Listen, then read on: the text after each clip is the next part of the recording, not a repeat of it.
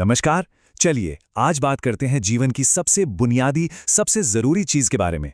वो चीज जो हम सबके अंदर है, जो असल में हमें बनाती है। हम बात कर रहे हैं सेल की, यानी जीवन के बिल्डिंग ब्लॉक की। कभी सोचा है कि हमारे शरीर में जो कुछ भी होता है, सांस लेना, सोचना, महसूस करना, इन सब की शुरुआत कहाँ से होती है? जी हाँ, हर एक एक्टिविटी की शुरुआत सेल से ही होती है। सब कुछ इसी छोटे से स्ट्रक्चर पर टिका है।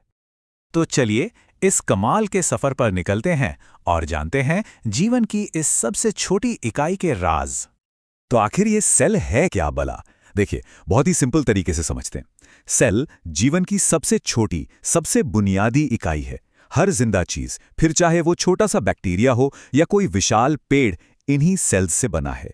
ये इतने छोटे होते हैं कि इन्हें देखने के लिए माइक्रोस्कोप चाहिए होता है। अब मजे की बात यह है कि इतने सारे सेल्स होने के बावजूद सबका एक बेसिक डिजाइन होता है।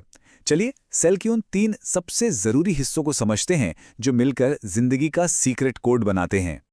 जी हाँ, सिर्फ 3। सुनने में यकीन नहीं होता है ना, पर जीवन का पूरा सीक्रेट कोड इन्हीं 3 हिस्सों में छिपा है। सबसे पहला है सेल मेम्ब्रेन। इसको ना सेल का बॉडीगार्ड समझिए। ये एक बाहरी परत है जो सेल को बाहर की दुनिया से अलग रखती है। पर इसका काम सिर्फ गार्डिंग करना नहीं है, ये बहुत स्मार्ट है। यही तय करती है कि कौन सी अच्छी चीजें अंदर आएंगी और कौन से बेकार पदार्थ बाहर जाएंगे। फिर अंदर चलते हैं और हमें मिलता है साइटोप्लाज्म। सोचिए, अगर सेल एक फैक्ट्री है तो ये उसका कह सकते हैं फैक्ट्री फ्लोर है।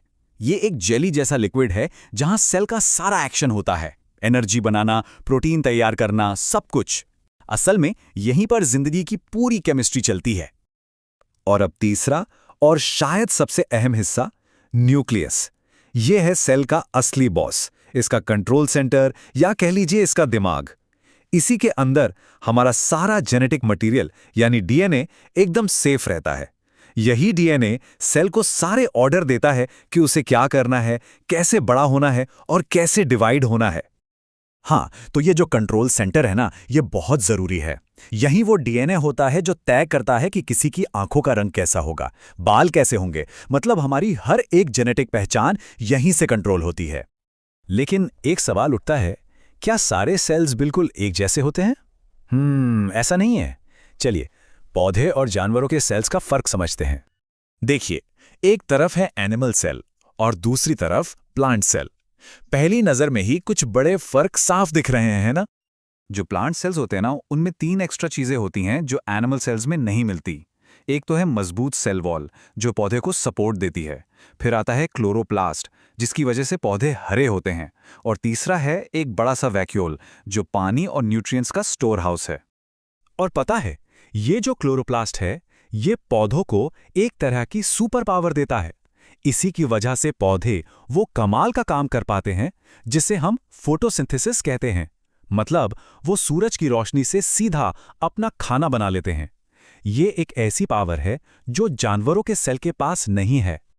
तो चलिए, अब तक जो कुछ भी हमने समझा है उसे समेटते हैं और जीवन के उस सबसे जरूरी मंत्र पर लौटते हैं। तो अब से जब भी कोई सेल के बारे में सोचे तो बस ये 3 चीजें याद रखनी है।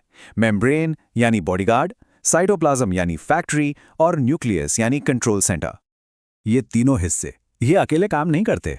ये एक शानदार टीम की तरह काम करते हैं ताकि जिंदगी की ये जो पेचीदा मशीन है वो बिना रुके चलती रहे।